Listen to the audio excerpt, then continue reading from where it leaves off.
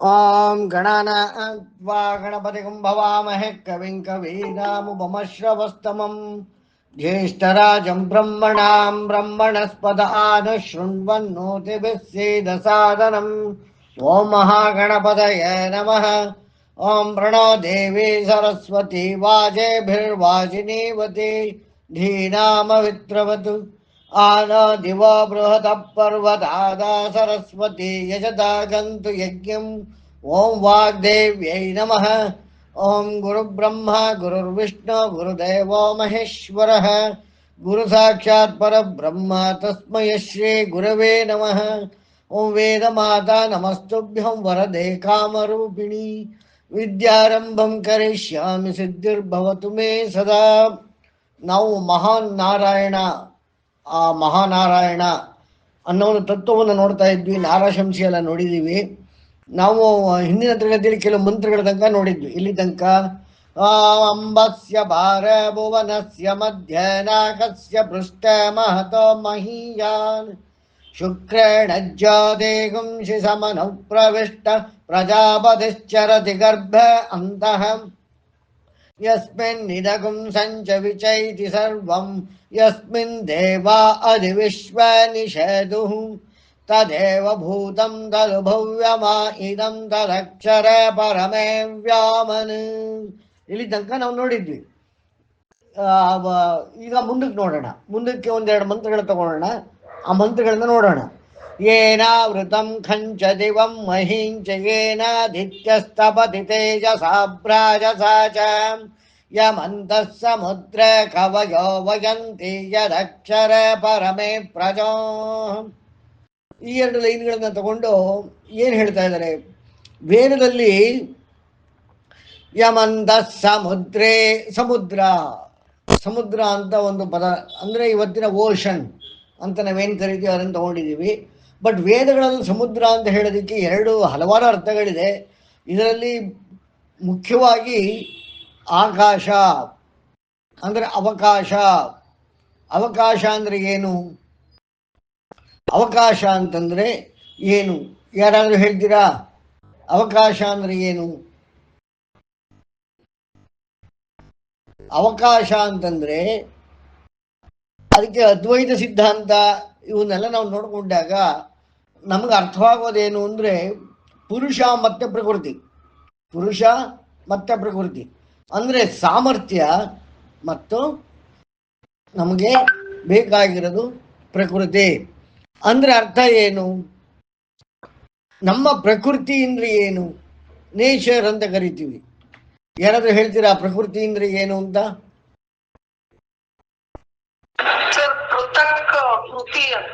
ಹೌದು, ಪೃಥಕ್ ಕೃತಿ, ಕರೆಕ್ಟ್. ಪೃಥಕ್ ಕೃತಿ ಅಂದರೆ ಸಪರೇಟ್ ಕೃತಿ ಅಂತ. ಪೃಥಕ್ ಅಂದರೆ ಸಪರೇಟ್. ಅಂದರೆ ಪ್ರಕೃತಿ ಎನ್ನುವುದು ಒಟ್ಟಾರೆಯಲ್ಲ, ಪೃಥಕ್ ಕೃತಿಗಳು. ಅಂದರೆ ಅರ್ಥ ಏನು? ಯಾವುದಕ್ಕೆ ಇದನ್ನ ಪ್ರಕೃತಿ ಅಂತ ಕರೆದಿದೆ? ವೇದಗಳಲ್ಲಿ ನೋಡಿ, ಯಾವ ಪದವು ಸುಮ್ಮನೆ ಬಂದಿಲ್ಲ, ಯಾವ ಅಕ್ಷರವೂ ಸುಮ್ಮನೆ ಬಂದಿಲ್ಲ. ಎಲ್ಲದಕ್ಕೂ ಬ್ಯಾಕ್ಗ್ರೌಂಡ್ ಇದೆ, ವ್ಯುತ್ಪತ್ತಿ ಶಾಸ್ತ್ರ ಇದೆ, ಅದಕ್ಕೆ ಅನಟಾಲಜಿ ಇದೆ, ಭಾಷಾಶಾಸ್ತ್ರ ಇದೆ, ವ್ಯಾಕರಣ ಇದೆ. ಈ ಥರ ಹಲವಾರು ಮಜಲುಗಳಿಂದ ಅದು ಬಂದಿರೋವಂಥದ್ದು. ಅದನ್ನು ನಾವು ಚೇಂಜ್ ಮಾಡಲಿಕ್ಕೂ ಆಗೋದಿಲ್ಲ, ಅಷ್ಟು ಸಂಸ್ಕರಣಗೊಂಡಂತಹ ಭಾಷೆ.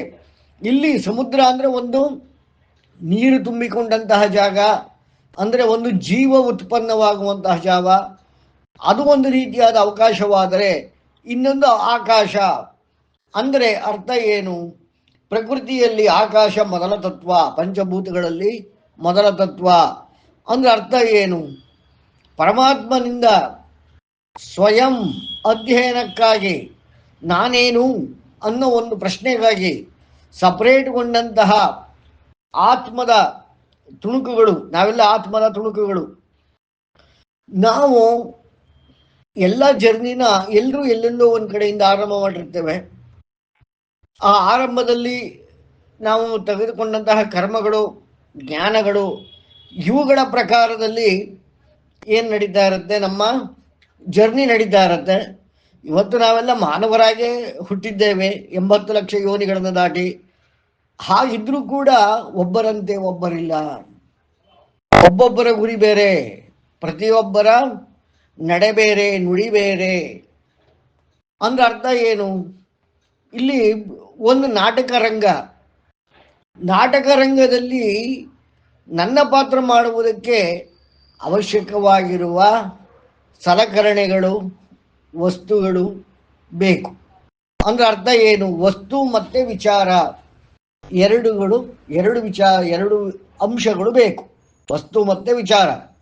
ಈ ವಸ್ತು ಮತ್ತೆ ವಿಚಾರ ಕೊಡುವುದು ಯಾವುದು ಅಂದರೆ ಪ್ರಕೃತಿ, ಅಂದರೆ ಪ್ರಪಂಚ. ಪ್ರಾಪಂಚ, ಪೃಥಕ್ ಪಂಚ, ಸಪರೇಟ್ ಪಂಚಗಳು ಯಾವುದು? ಪೃಥ್ವಿ, ಅಪಸ್ತೇಜು, ವಾಯುರಾಕಾಶ. ಅಂದ್ರೆ ಅರ್ಥ ಏನು? ನಾವು ಸೃಷ್ಟಿ ಪ್ರಕ್ರಿಯೆಯನ್ನು ನಾಸದಿಯ ಸೂಕ್ತದಿಂದ ನೋಡಿದ್ವಿ. ಏನೂ ಇಲ್ಲ ಎನ್ನುವುದರಿಂದನೇ ಇದೆ ಎನ್ನುವುದು ಬಂದಿದೆ. ಇದೆ ಎನ್ನುವುದು ಹಿಂತಿರುಗಿ ಏನು ಇಲ್ಲ ಎನ್ನುವುದರ ಕಡೆಗೆ ಹೊರಟೋಗುತ್ತೆ. ಅಂದರೆ ಬಂದಿರೋದು ಇಲ್ಲ ಎನ್ನುವುದರಿಂದ ಕಡೆಗೆ ಹೋಗುವುದು, ಸೇರಿಕೊಳ್ಳುವುದು ಇಲ್ಲ ಎನ್ನುವುದಕ್ಕೆ. ಅಂದರೆ ಅರ್ಥ ಏನು? ಏನು ಇಲ್ಲ ಎನ್ನುವುದೇ ಪರ್ಮನೆಂಟು, ಇದೆ ಎನ್ನುವುದು ಪ್ರಕೃತಿ. ಅಂದರೆ ಅರ್ಥ ಏನು? ಪೃಥಕೃತಿ ಅಂತ ಹೇಳಿದ್ರಿ ನೀವು, ಕರೆಕ್ಟು. ಅಂದ್ರೆ ಅರ್ಥ ಏನು ಅಂದರೆ ಇಲ್ಲಿ ಪ್ರತಿಯೊಂದು ಆತ್ಮ, ಕ್ರಿಮಿಕೀಟಾದಿಗಳಿಂದ ಹಿಡಿದು, ಜೀವಗಳಿಂದ ಹಿಡಿದು, ನಿರ್ಜೀವಗಳಿಂದ ಹಿಡಿದು ಪ್ರತಿಯೊಂದಕ್ಕೂ ಅದರದ್ದೇ ಆದ ಕರ್ಮ, ಅದರದ್ದೇ ಆದ ಜ್ಞಾನಕ್ಕಾಗಿ ಇರುವುದು ಕರ್ಮ. ಕರ್ಮ ಇರುವುದು ಜ್ಞಾನ ಸಂಪಾದನೆಗಾಗಿ ಮಾತ್ರವೇ ವಿನಃ ಮತ್ತೇನಕ್ಕೂ ಅಲ್ಲ ಅಂತ ಅದು ವೇದಗಳಿಂದ ಸ್ಪಷ್ಟವಾಗಿ ನಾವು ತಿಳ್ಕೊಳ್ಬಹುದು. ಅಂದರೆ ಅಂತಿಮವಾಗಿ ಕರ್ಮ ಇರುವುದೇ ಜ್ಞಾನಕ್ಕಾಗಿ. ಜ್ಞಾನಕ್ಕಾಗಿ ಏನು ಬೇಕು? ನಮಗೆ ಜ್ಞಾನ ಕೊಡುವಂತಹದ್ದು ಬೇಕು. ಅಂದರೆ ವಿಚಾರಗಳು ಬೇಕು, ವಸ್ತುಗಳು ಬೇಕು. ಇದೆಲ್ಲ ಮಾಡೋದಕ್ಕೆ ಅಂದರೆ ನಮ್ಮ ಪ್ರಯಾಣ, ನಮ್ಮ ಆತ್ಮದ ಪ್ರಯಾಣ ಮುಂದುವರಿಯೋದಕ್ಕೆ ಅದಕ್ಕೇನು ಬೇಕು? ಅದಕ್ಕೇನು ಬೇಕು ಅನ್ನೋದು ಬೇಕು. ಪ್ರತಿಯೊಂದು ಆತ್ಮಕ್ಕೂ ಮುಂದುವರಿಯಲಿಕ್ಕೆ ಏನು ಬೇಕು ಅನ್ನೋದು ಬೇಕು. ಧರ್ಮಾಧರ್ಮಗಳ ವಿಚಾರ ಬೇರೆ, ಪಾಪ ಪುಣ್ಯಗಳ ವಿಚಾರ ನಂತರ. ಪಾಪ ಮಾಡ್ತೀವೋ ಪುಣ್ಯ ಮಾಡ್ತೀವೋ ನಮಗೆ ಬಿಟ್ಟದ್ದು. ಯಾವ ರೀತಿ ಕರ್ಮ ಮಾಡ್ತೀವಿ ನಮಗೆ ಬಿಟ್ಟದ್ದು. ಯಾವ ರೀತಿಯ ಆಹಾರ ಸಂಪಾದನೆ ಮಾಡ್ತೀವಿ ನಮಗೆ ಬಿಟ್ಟದ್ದು. ಯಾವ ರೀತಿಯ ಜೀವನ ಮಾಡ್ತೀವಿ ನಮಗೆ ಬಿಟ್ಟದ್ದು. ಅಂದರೆ ಪ್ರತಿಯೊಂದು ಆತ್ಮಕ್ಕೂ ಇಲ್ಲಿ ನಮ್ಮ ಹೃತ ಅಂದರೆ ಈ ಒಂದು ಮಹಾನ್ ತತ್ವ ವಿಶ್ವಕ್ರಮ ಎನ್ನುವುದು ಅವಕಾಶವನ್ನು ಕೊಟ್ಟಿದೆ. ನಿನ್ನ ದಾರಿಯಲ್ಲಿ ನೀನು ಹೋಗು, ನಿನಗೇನು ಬೇಕೋ ಅನುಭವವನ್ನು ಗಳಿಸು, ಅದಕ್ಕೆ ಬೇಕಾದ ಕರ್ಮವನ್ನು ಮಾಡು. ಆ ಕರ್ಮ ಮಾಡೋದಕ್ಕೆ ಒಂದು ಪ್ಲ್ಯಾಟ್ಫಾರ್ಮ್ ಬೇಕು, ವಸ್ತುಗಳು ಬೇಕು. ಆ ವಸ್ತುಗಳಿಂದ ನಾವು ಕರ್ಮಗಳನ್ನು ಮಾಡಿದಾಗ ಅದರಲ್ಲಿರೋ ವಿಚಾರವನ್ನು ತಿಳ್ಕೊಳ್ಬೇಕು. ಅದರಿಂದ ನಮ್ಮ ಜ್ಞಾನ ವೃದ್ಧಿಸಬೇಕು. ಜ್ಞಾನದಿಂದ ನಮ್ಮ ವಿಕಾಸ ಸಾಗಬೇಕು. ಅಂದರೆ ಸೃಷ್ಟಿ ಹೇಗಿದೆ ಎನ್ನುವುದು ಅರ್ಥ ಮಾಡ್ಕೋತಾ ಈ ಆತ್ಮ ಮುಂದಕ್ಕೆ ಹೋಗ್ತಾ ಇರುತ್ತೆ. ರತಿಕನಾಗಿ ಜೀವ ಎಂಬ ಒಂದು ಸಾರಥಿಯ ಸಹಾಯದಿಂದ, ದೇಹ ಎನ್ನುವ ರಥ, ಜೀವ ಎನ್ನುವ ಸಾರಥಿ ಎಲ್ಲಿ ಕುಳಿತುಕೊಂಡಂಥ ಈ ಆತ್ಮ ತನ್ನ ನಡೆಯನ್ನು, ದಿಕ್ಕನ್ನು ಸಾರಥಿ ಹೇಳ್ತಾ ಇರುತ್ತೆ. ಸಾರಥಿ ಅವನು ಆ ರಥವನ್ನು ಕೊಂಡೊಯ್ತಾ ಇರ್ತಾನೆ.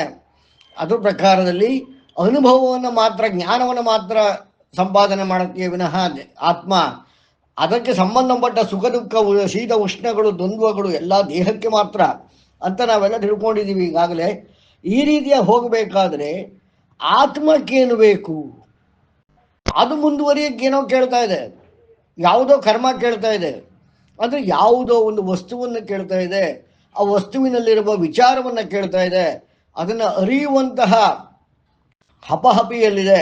ಆ ಅರಿಯುವಿಕೆಯಿಂದ ಅದು ಮುಂದಕ್ಕೆ ಹೋಗವಲ್ಲದಾಗಿದೆ. ಅಂದರೆ ಜ್ಞಾನದಿಂದ ಮುಂದುವರಿಕೆ ಅನ್ನೋದಕ್ಕೆ ಗೊತ್ತಿದೆ. ಹಾಗಾಗಿ ಅದರ ಮುಂದಿನ ನಡೆಗಾಗಿ ಏನೋ ಬೇಕಿದೆ. ಒಬ್ಬೊಬ್ಬರಿಗೂ ಒಂದೊಂದೇನೋ ಬೇಕು. ಸಿಂಹಕ್ಕೇನೋ ಬೇಕು, ಆನೆಗೇನೋ ಬೇಕು, ಕಲ್ಲಿಗೇನೋ ಬೇಕು, ಮೋಡಕ್ಕೇನೋ ಬೇಕು, ನನಗೇನೋ ಬೇಕು, ನಿಮಗೇನೋ ಬೇಕು, ಅದು ಎಲ್ಲದಕ್ಕೂ ಏನೋ ಬೇಕು. ಈ ಏನು ಬೇಕು ಎನ್ನುವುದನ್ನು ಒದಗಿಸಿಕೊಡುವುದೇ ಪ್ರಕೃತಿ. ಅಂದರೆ ಏನರ್ಥ ಆಯಿತು?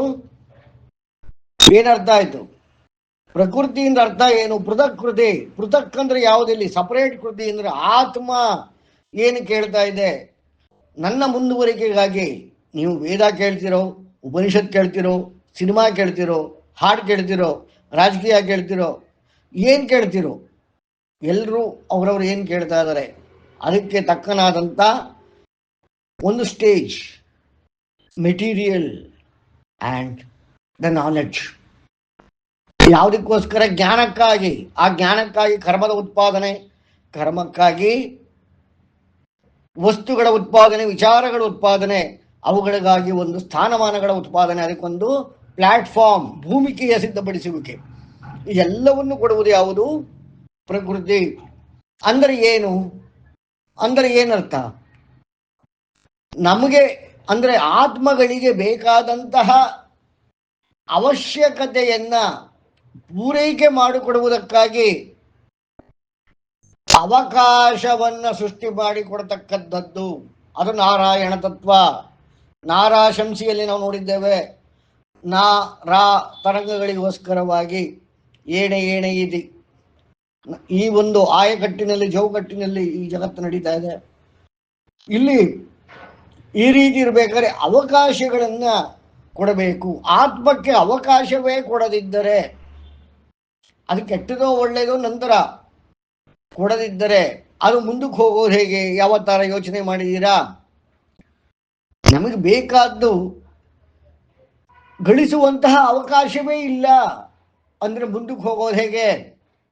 ಕೇವಲ ದುಃಖದಲ್ಲಿ, ಕೇವಲ ಹತಾಶೆಯಲ್ಲಿ ನಾವು ಜೀವನವನ್ನು ತಳ್ಳಿಬಿಡ್ತೇವೆ. ಇಷ್ಟೆಲ್ಲ ಇದ್ರೂ ಈಗಲೇ ಸೈಕಲಾಜಿಕಲ್ ಪ್ರಾಬ್ಲಮ್ಗಳು, ಡಿಪ್ರೆಷನ್ಸು, ಫ್ರಸ್ಟ್ರೇಷನ್ಸು, ಆತ್ಮಹತ್ಯೆ ಪ್ರಕರಣಗಳು ನಡೀತಾರೆ. ಆದರೆ ವೇದ ಏನು ಹೇಳ್ತಾ ಇದೆ? ಆ ರೀತಿ ಮಾಡೋದು ತಪ್ಪು. ಯಾಕೆ ಅಂದರೆ ಅವಕಾಶ ಕೊಟ್ಟಿದೆ.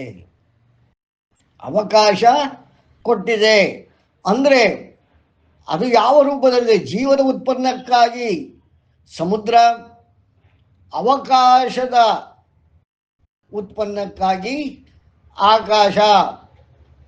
ಅಂದ್ರೆ ಅರ್ಥ ಏನು? ಈ ಪೃಥಕ್ ಪಂಚದಲ್ಲಿ ಮೊಟ್ಟ ಮೊದಲನೆಯಾದ ಭೂತ ಯಾವುದು? ಆಕಾಶ. ಹಾಗಾಗಿ ವೇದ ಏನು ಹೇಳುತ್ತೆ?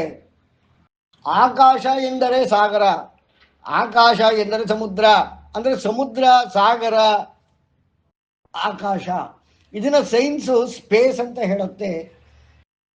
ಸ್ಪೇಸ್ ಈಸ್ ಆಲ್ಸೋ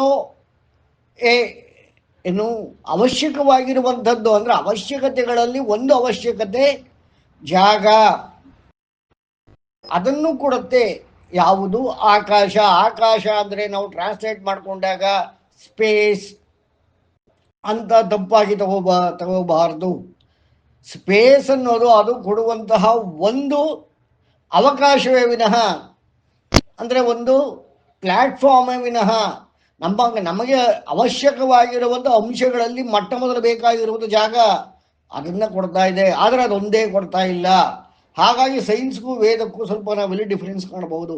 ಅಲ್ಲಿ ಸ್ಪೇಸ್ ಅಂದರೆ ಜಾಗ, ಇಲ್ಲಿ ಆಕಾಶ ಅಂದರೆ ಜಾಗವನ್ನು ಸಹಿತವಾಗಿ ಎಲ್ಲವನ್ನೂ ಕೊಡತಕ್ಕಂತಹ ಒಂದು ಅವಕಾಶ, ಪ್ಲಾಟ್ಫಾರ್ಮ್. ಅಂದರೆ ಆತ್ಮಗಳ ಮುಂದಿನ ನಡೆಗಾಗಿ, ಅಂದರೆ ಕರ್ಮಕ್ಕಾಗಿ, ಜ್ಞಾನಕ್ಕಾಗಿ ಮಾಡುವಂತಹ ಕರ್ಮಕ್ಕಾಗಿ ಕೊಡುವಂತಹ ಅವಕಾಶ ಅದು ಯಾವುದು? ಪ್ರಕೃತಿ. ಹಾಗಾಗಿ ಪ್ರಕೃತಿಯಲ್ಲಿ ಮೊಟ್ಟ ಮೊದಲ ಭೂತ ಯಾವುದು? ಆಕಾಶ, ಅವಕಾಶ. ಹಾಗಾಗಿ ಇಲ್ಲಿ ಹೇಳ್ತಾ ಇದ್ದಾರೆ, ಯಮಂತ ಸಮುದ್ರ ಕವಯ ವಯಂತಿ ಯದಕ್ಷರ ಪರಮೇ ಪ್ರಜಾ. ಈ ರೀತಿ ಹೇಳ್ತಾ ಇದ್ದಾರೆ. ಅಂದ್ರೆ ನಾವು ಅರ್ಥ ಮಾಡ್ಕೋಬೇಕಾಗಿರೋದು, ನಾರಾಯಣ ನೀರಿನಲ್ಲಿ ಮಲಗಿದ್ದಾನೆ. ಅಂಬಸ್ಯ ಪಾರ ಭುವನಸ್ಯ ಮಧ್ಯ ನಾಗಸ್ಯ ಪೃಷ್ಠ ಮಹತೋ ಮಹೀಯಾನ್. ನಾವು ಮೊದಲೇ ನೋಡಿದ್ವಿ, ಒಂದು 2 ಕ್ಲಾಸ್ ಹಿಂದೆನೇ ನೋಡಿದ್ವಿ ಮಂತ್ರ ಏನು ಅಂತ. ಅಂತಹ ತತ್ವವನ್ನು ಕೊಟ್ಟಿರತಕ್ಕಂತಹ ನಾರಾಯಣ ಸಮುದ್ರವನ್ನು ಕೊಟ್ಟಿದ್ದಾನೆ, ಮೊಟ್ಟ ಮೊದಲ ಭೂತವಾದ ಆಕಾಶವನ್ನು ಕೊಟ್ಟಿದ್ದಾನೆ. ಆಕಾಶದಲ್ಲಿ ಉಂಟಾಗುವ ಕರ್ಷಣೆ, ಕರ್ಷಣೆ ಅಂದ್ರೆ ಏನು? ಆಕರ್ಷಣೆ, ಅಟ್ರಾಕ್ಷನ್. ಟ್ರಾಕ್ಷನ್ ಮೆಕ್ಯಾನಿಕಲ್ ಓದೋರಿಗೆ ಗೊತ್ತಿರುತ್ತೆ. ಟ್ರಾಕ್ಷನ್, ಆ ಕರ್ಷಣೆ ಅಂದರೆ ಆತ್ಮಗಳು ತಮಗೆ ಬೇಕಾದಂತಹ ಅವಕಾಶದ ಸೃಷ್ಟಿಗಾಗಿ ತಮ್ಮ ಪ್ರಜ್ಞೆ, ತಮಗೆ ಕೊಟ್ಟಂತಹ ಪ್ರಜ್ಞೆಯಿಂದ ಸಪರೇಟ್ ಆಗಿ ಆಕರ್ಷಿಸುತ್ತವೆ. ಎಲ್ಲಿಂದ? ಸತ್ಯದಿಂದ. ಸತ್ಯದ ಸಾಮರ್ಥ್ಯ ಏನು ಮಾಡ್ತದೆ? ಒಂದು ಕರ್ಷಣೆಯನ್ನು ಉಂಟು ಮಾಡ್ತದೆ. ಆ ಕರ್ಷಣೆ ಉಂಟಾದ ಅವಕಾಶದಲ್ಲಿ ಯಾವ ಕರ್ಷಣೆ ಉಂಟಾಗ್ತದೆ, ಆ ಕರ್ಷಣೆಯಿಂದ ಏನಾಗ್ತದೆ? ಗಾಳಿ ಉತ್ಪನ್ನವಾಗ್ತದೆ. ವಾಯುವಿನಲ್ಲಿ ಉಂಟಾಗುವಂತಹ ಕರ್ಷಣೆಯಿಂದ ವಾಯೋರಗ್ನಿ ಆವೇಗ ಉಂಟಾಗ್ತದೆ, ಶಾಖ ಉಂಟಾಗ್ತದೆ. ಅಗ್ನೇರಾಭ, ಯಾವಾಗ ಆವೇಗ ಆಕ್ಟಿವೇಟ್ ಆಗ್ತದೋ ಅಲ್ಲಿ ಶಾಖ ಉತ್ಪನ್ನವಾಗಿ ಆ ಶಾಖದಿಂದ ಜಲ ಉತ್ಪನ್ನವಾಗ್ತದೆ. ನೀರಿನಿಂದ ಮರ್ತ್ಯ ಅಂದರೆ ಕೊಳೆ ಉತ್ಪನ್ನವಾಗಿ ಅದರಿಂದ ಭೂಮಿ ಉಂಟಾಗ್ತದೆ. ಅದು ಮೊದಲು ಮಧುವಾಗಿರುತ್ತೆ, ನಂತರ ಕೈಠಭವಾಗತ್ತೆ. ನಾವು ಪುರಾಣದಲ್ಲಿ ನೋಡಿರಬಹುದು, ವಿಷ್ಣು ಪುರಾಣದಲ್ಲಿ ಅಥವಾ ಭಾಗವತದಲ್ಲಿ ಪರಮಾತ್ಮ ಶ್ರೀ ವಿಷ್ಣುವಿನ ಕಿವಿಯಲ್ಲಿ ಇದ್ದಂತಹ ಕೊಳೆಯನ್ನು ಬ್ರಹ್ಮ ತೆಗೆದಾಗ ಅದರಲ್ಲಿ ಮಧು ಮತ್ತು ಕೈಟಭ ಎಂಬ ರಾಕ್ಷಸರು ಹುಟ್ಟಿದರು ಅಂತ ಕಥೆಗಳೆಲ್ಲ ಓದ್ತೇವೆ. ಅದರ ಅರ್ಥ ಏನು ಅಂದರೆ ವೇದ ಪ್ರಕಾರದಲ್ಲಿ ಮಧು ಎಂದರೆ ಮೃದು, ಕೈಟಭ ಅಂದರೆ ಕಲ್ಲು. ಅಂದ್ರೆ ಅರ್ಥ ಏನು ನೋಡಿ, ಎಷ್ಟು ಇವತ್ತು ಸೈನ್ಸ್ ಪ್ರಕಾರ ನೋಡೋ ಕರೆಕ್ಟಾಗಿದೆ ಅಂದರೆ, ಭೂಮಿಯಲ್ಲಿ ಉಕ್ಕುವ ಲಾವ ಅದು ಏನಾಗಿರತ್ತೆ? ನೀರಿನಂತೆ ಹರಿಯುತ್ತೆ, ಪ್ಲಾಸ್ಮಾ ಸ್ಟೇಟ್ ಅಲ್ಲಿರುತ್ತೆ. ಮಧು ಅದು ಗಾಳಿಗೆ ಎಕ್ಸ್ಪೋಸ್ ಆಗಿ ನಂತರ ಅದು ಅದೇ ಕಲ್ಲಾಗುತ್ತೆ, ಕೈಟಭವಾಗತ್ತೆ. ಅಂದ್ರೆ ಯಾವುದೇ ಒಂದು ವಿಚಾರ, ನಮ್ಮ ಆತ್ಮವು ಕೇಳುವಂತಹ ವಿಚಾರ, ಕರ್ಮಕ್ಕಾಗಿ ಜ್ಞಾನಕ್ಕಾಗಿ ಕೇಳುವಂತಹ ವಿಚಾರ ಅವಕಾಶವಾಗಿ ಮಾರ್ಪಟ್ಟಾಗ ಅಂದ್ರೆ ಅರ್ಥ ಏನು? ಕರ್ಷಣೆಗೆ ಒಳಗಾದಾಗ ಆ ಕರ್ಷಣೆಯನ್ನೇ ಕೃಷ್ಣ ಅಂತ ಹೇಳಿರೋದು. ಆ ಒಂದು ಕರ್ಷಣೆ, ಅಟ್ರಾಕ್ಷನ್, ಆಕರ್ಷಣೆ, ಅಪಕರ್ಷಣ ಮಂತ್ರಗಳು ಅಂತನೂ ಇದೆ, ಆಕರ್ಷಣೆ ಮಂತ್ರಗಳು ಅಂತನೂ ಇದೆ. ಇಲ್ಲಿ ಆಕರ್ಷಣೆಯೂ ಅಲ್ಲ, ಅಪಕರ್ಷಣೆಯೂ ಇಲ್ಲ, ಕೇವಲ ಕರ್ಷಣೆ. ಅಂದ್ರೆ ಕರ್ಷಣೆಯಿಂದ ಉಂಟಾಗುವುದೇನು? ಘರ್ಷಣೆ. ಇದು ಉಂಟಾಗೋದು ಯಾವುದಕ್ಕೆ? ಆತ್ಮದಿಂದ ಜನಿಸುವಂತಹ ಒಂದು ಇಚ್ಛೆ. ಈ ಇಚ್ಛೆ ಅವಕಾಶ ಕೊಟ್ಟಿರತಕ್ಕಂತಹ ನಾರಾಯಣ ತತ್ವ ಅದನ್ನ ಪೃಥಕ್ ಅಂದ್ರೆ ಇದಕ್ಕಾಗಿ ಸಪರೇಟ್ ಆಗಿ ಒಂದು ಘರ್ಷಣೆಯನ್ನು ಉಂಟು ಮಾಡಿ, ಆ ಘರ್ಷಣೆಯಿಂದ ಘರ್ಷಣೆಯನ್ನು ಉಂಟು ಮಾಡಿ ಅದು ವಾಯುವಾಗಿ, ವಾಯುವಿಂದ ಅಗ್ನಿಯಾಗಿ, ಅಗ್ನಿಯಿಂದ ಜಲವಾಗಿ, ಜಲದಿಂದ ಪೃಥ್ವಿಯಾಗಿ, ಮಧುಕೈಟವರಾಗಿ, ನಂತರ ನಮಗೆ ಅದು ವಸ್ತುವಾಗಿ ವಿಚಾರವಾಗಿ ಆತ್ಮಕ್ಕೆ ಸಿಗ್ತದೆ. This is called law of attraction. ಈ ಮಂತ್ರ ಅರ್ಥ ಆಯ್ತಾ? ಯಮಂತ ಸಮುದ್ರ ಕವಯಂತಿ ಯದಕ್ಷರ ಪರಮೇ ಪ್ರಜಾ. ಅಂದ್ರೆ ಯಾವ ರೀತಿಯಾಗಿ ಉಂಟಾಗ್ತಾ ಇದೆ ಅಂದ್ರೆ, ಇದು ನಾನು ಇಷ್ಟೊಂದು ಹೇಳಿದ್ದು ಬಾಹ್ಯ ಸಮುದ್ರ. ಅದೇ ರೀತಿ ಅಂತಃಸಮುದ್ರ. ಅಂತಃಸಮುದ್ರ ಯಾವುದು? ಹೃದಯದಲ್ಲಿರುವ ಅವಕಾಶ, ಹೃದಯಾಕಾಶ. ಹೃದಯ ಪ್ಲಸ್ ಅವಕಾಶ, ಹೃದಯಾಕಾಶ. ಇದನ್ನೇ ವೇದಗಳಲ್ಲಿ ಹೃದಯಾಕಾಶದಲ್ಲಿ ಪರಮಾತ್ಮನಿದ್ದಾನೆ ಅಂತ ಹೇಳೋದು ಅರ್ಥ ಏನು ಅಂದ್ರೆ, ನಮ್ಮ ಹೃದಯದಲ್ಲಿ ಏನಿದೆ? ಅನಾಹತ ಚಕ್ರವಿದೆ. ಅಂದ್ರೆ ಯಾವುದೇ ಘರ್ಷಣೆ ಇಲ್ಲದೆ ಉಂಟು ತರಂಗಗಳನ್ನು ಉಂಟು, ನಾನಾ ತರಂಗಗಳನ್ನು ಉಂಟು ಮಾಡುವಂತಹ ಒಂದು ಮೆಕ್ಯಾನಿಸಮ್ ಇದೆ. ಇಲ್ಲಿ ನಮ್ಮ ಇಚ್ಛೆಯನ್ನು ಬಲಪಡಿಸಿಕೊಂಡಾಗ ಅದು ಆಕಾಶದಲ್ಲಿ ಘರ್ಷಣೆ ಆಗ್ತದೆ. ಆ ಘರ್ಷಣೆಯಿಂದ ನಂತರ ಸೃಷ್ಟಿ ಕಾರ್ಯ ನಡೀತದೆ. ಇಷ್ಟು ಮಾಡೋದು ಯಾವುದು? ಈ ಒಂದು ನ್ಯಾಚುರಲ್ ಪ್ರೋಸೆಸ್ನೇ ಪ್ರಕೃತಿ. ಇದು ಎಲ್ಲರಿಗೂ ಅವಕಾಶ ಇದೆ, ಎಲ್ಲದಕ್ಕೂ ಅವಕಾಶ ಇದೆ. ಇಲ್ಲಿ ಯಾವುದೇ ಕೆಟ್ಟದು ಒಳ್ಳೆಯದು, ಪಾಪ ಪುಣ್ಯ, ಧರ್ಮ ಅಧರ್ಮ ಯಾವ ಒಂದು ಡಿಫರೆನ್ಸಿಯೇಷನ್ ಇಲ್ಲ. ಈ ಆಕಾಶಕ್ಕೆ ಕೆಲಸವೇನು? ಆತ್ಮವು ಕೇಳುತ್ತಿರುವಂತಹ ಜ್ಞಾನಕ್ಕಾಗಿ ಅವಶ್ಯಕತೆ ಇರುವಂತಹ ಸೃಷ್ಟಿಯನ್ನ ಮಾಡಿಕೊಡುವುದು. ಕರ್ಮ ಮಾಡಬೇಕು ಅಂದ್ರೆ ಅದಕ್ಕೊಂದು ಜಾಗ ಬೇಡವೆ, ಅದಕ್ಕೊಂದು ವಸ್ತು ಬೇಡವೆ, ಅದಕ್ಕೊಂದು ಪದಾರ್ಥ ಬೇಡವೆ? ಆ ಜ್ಞಾನ ಹಿಡಿದಿಟ್ಕೊಳ್ಳೋದಕ್ಕೆ ಜ್ಞಾನವನ್ನ ಕಳಿಸ್ಕೊಡೋದು ಹೇಗೆ ಈ ನಾರಾಯಣ ನಮಗೆ? ವಿಷಯದಿಂದ ಮತ್ತು ವಸ್ತುವಿನಿಂದ. ವಿಷಯ ವಿಶೇಷವಾಗಿ ಶಯನದಲ್ಲಿರುವುದು. ಅಂದ್ರೆ ನಾನೊಂದು ವಿಷಯ ತಗೊಂಡ್ರೆ ಅದು ಇನ್ನೊಬ್ಬರಿಗೆ ಇಲ್ಲದಂಗಾಗುತ್ತಾ? ಆ ರೀತಿ ಇಲ್ಲ. ನಾನೊಂದು ಪ್ರಕೃತಿಯನ್ನು ಉಪಯೋಗಿಸಿಕೊಂಡ್ರೆ ಮತ್ತೊಬ್ಬರಿಗೆ ಇಲ್ದಂಗಾಗುತ್ತಾ? ಆ ರೀತಿ ಇಲ್ಲ. ಅಂದ್ರೆ ಇವತ್ತು ನಾವು ವೈಜ್ಞಾನಿಕವಾಗಿ ಪ್ರಕೃತಿಯನ್ನು ಹಾಳು ಮಾಡ್ತಾ ಇದ್ದೇವೆ, ಪ್ರಕೃತಿ ನಾಶ ಮಾಡ್ತಾ ಇದ್ದೇವೆ ಅನ್ನೋ ಒಂದು ವಿಚಾರವನ್ನು ನಾವೆಲ್ಲ ಕೇಳ್ತಾ ಇದ್ದೇವೆ. ಆದರೆ ವೇದ ಪ್ರಕಾರ ಹಾಗೆ ಸಾಧ್ಯವಿಲ್ಲ. ಪ್ರಕೃತಿಯನ್ನು ಎಂದಿಗೂ ಯಾರು ನಾಶ ಮಾಡಲಿಕ್ಕೆ ಸಾಧ್ಯವಿಲ್ಲ. ಬದಲಾವಣೆ ಆಗ್ತದೆ, ಪರಿವರ್ತನೆ ಆಗ್ತದೆ. ಆತ್ಮಗಳ ಅವಕಾಶ ಅಂದ್ರೆ ಆಕಾಶದಲ್ಲಿ ಆತ್ಮಗಳ ಕರ್ಷಣೆ ಈ ರೀತಿ ಇರುವುದರಿಂದ ಪ್ರಕೃತಿ ಆ ರೀತಿ ನಮಗೆ ಸ್ಪಂದಿಸುತ್ತಿದೆ. ಇದು ಅರ್ಥ ಮಾಡ್ಕೋತಿದ್ದೀರಾ ನಾನು ಅನ್ಕೊಂಡಿದ್ದೀನಿ. ಅಂದ್ರೆ ಪ್ರಕೃತಿಯಿಂದ ಬರುವ ರೋಗ ರುಜಿನಗಳಾಗಲಿ ಸುಖ ದುಃಖಗಳಾಗಲಿ ಎಲ್ಲವೂ ಏನಿಂದ ಪರಿಣಾಮ? ಆತ್ಮಗಳ ಇಚ್ಛೆಯ ಪರಿಣಾಮ. ಮರಗಿಡಗಳ ಬೆಳೆಗಳಾಗಲಿ ಪ್ರಾಣಿ ಪಕ್ಷಿಗಳಾಗಲಿ ಟೋಟಲ್ ಪ್ರಕೃತಿ ಅಂತ ನಾವು ಏನಕ್ಕೆಲ್ಲ ಕರೀತೇವೆ, ಆ ಪ್ರಕೃತಿಯ ನಡೆ ನುಡಿ ಪರಿವರ್ತನೆ, ಅದರದ್ದು ಪ್ರೊಡಕ್ಷನ್ನು ಪ್ರಾಡಕ್ಟಿವಿಟಿ ಎಲ್ಲವೂ ಕೂಡ ಏನು ಆತ್ಮಗಳು ಕೇಳಿರುವಂತಹದ್ರಿಂದ ನಡೀತಾ ಇದೆ.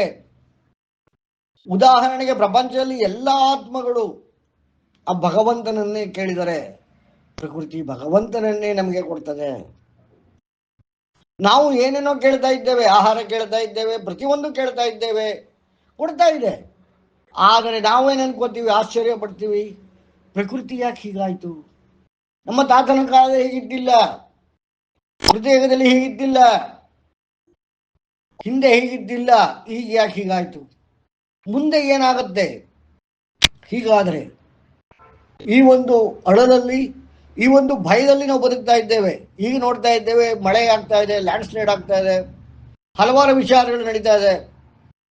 ಇದು ಯಾವ ಮಟ್ಟಕ್ಕೆ ಮುಟ್ಟಿದೆ ಅಂತಂದ್ರೆ ಈಗ ಜಲದಿಂದ ಆಘಾತಗಳು, ನಂತರ ಬೆಂಕಿಯಿಂದ ಆಘಾತಗಳು, ನಂತರ ನೀರಿನಿಂದ ಆಘಾತ ಅಂದ್ರೆ ಸುನಾಮಿ ಆ ರೀತಿಯಾದ ಆಘಾತ, ನಂತರ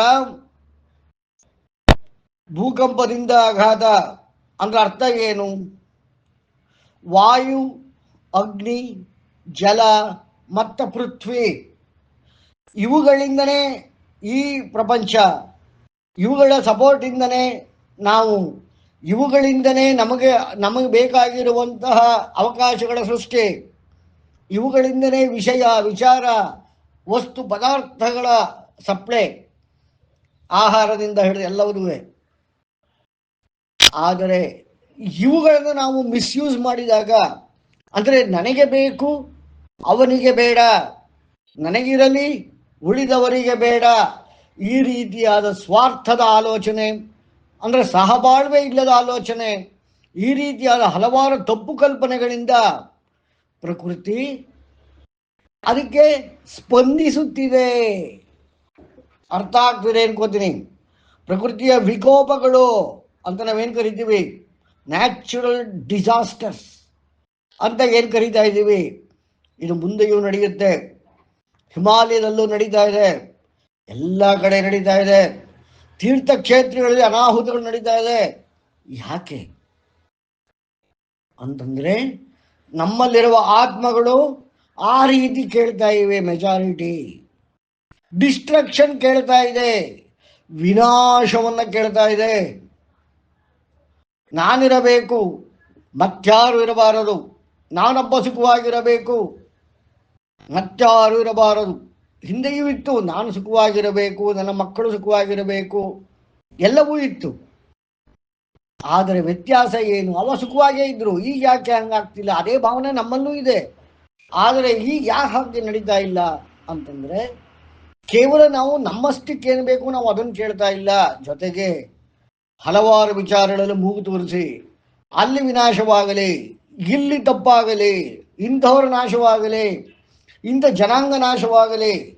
ಉದಾಹರಣೆ ಹಿಟ್ಲರು, ಈಗ ನಡೀತಿರೋ ಯುದ್ಧಗಳು, ಆ ಯುದ್ಧದ ಹಿನ್ನೆಲೆ ಯಾವುದೇ ತಗೊಂಡ್ರು ಅಲ್ಲಿ ಸ್ವಾರ್ಥದ ಚಿಂತನೆ, ಅಧಿಕಾರದ ಚಿಂತನೆ ಮತ್ತು ಡಾಮಿನೇಷನ್ ಮಾಡಬೇಕು ಅನ್ನೋ ಚಿಂತನೆ, ಅವನನ್ನು ತುಳಿದು ನಾವು ಮುಂದಕ್ಕೆ ಬರಬೇಕು ಅನ್ನೋ ಚಿಂತನೆ, ಇವುಗಳಿಂದ ವಿನಾಶದ ಕಡೆಗೆ ನಾವು ಹೋಗ್ತಾ ಇದ್ದೇವೆ. ಇದರ ಬದಲು ನಾವು ಪ್ರತಿದಿನ ಬೆಳಗ್ಗೆ ನನಗೇನು ಬೇಕು ನಾವು ಕೇಳ್ಕೊಳ್ಳೋಣ, ಜೊತೆಗೆ ಇಡೀ ಜಗತ್ತು ಸುಖವಾಗಿರಲಿ ಇದನ್ನ ಕೇಳಬೇಕು. ಸಹನಾವವತು ಸಹನೌ ಭುನಕ್ತು ಸಹ ವೀರ್ಯಂ ಕರವಾವಹೈ ತೇಜಸ್ವಿನಾವಧೀತಮಸ್ತು ಮಾ ವಿದ್ವಿಷಾವಹೈ. ಓಂ ಶಾಂತಿ ಶಾಂತಿ ಶಾಂತಿ. ಅದಕ್ಕೆ ಮಹಾನಾರಾಯಣ ಹೇಳೋ ಮೊದಲು ಈ ಒಂದು ಶಾಂತಿ ಮಂತ್ರವನ್ನು ಹೇಳ್ತಾರೆ.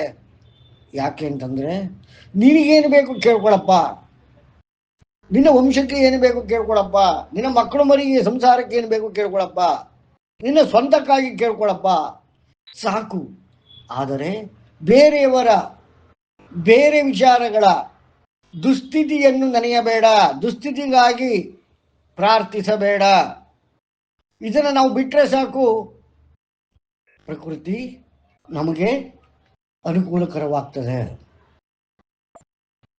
ಇಷ್ಟು ವಿಚಾರಗಳನ್ನ ಸಮುದ್ರ ಯಮಂತ ಸಮುದ್ರ ಕವಯಂತಿ ಯದಕ್ಷರ ಪರಮೇ ಪ್ರಜಾ. ನಾವೆಲ್ಲರೂ ಇಡೀ ಸೃಷ್ಟಿ ಆ ಪರಮಾತ್ಮ ತತ್ವದ ನಾರಾಯಣ ತತ್ವಕ್ಕೆ ನಾವೆಲ್ಲರೂ ಅವನ ಮಕ್ಕಳು, ಅವನ ವಂಶಜರು, ಅವನ ಟ್ರೈಬ್ಸ್ಗಳು.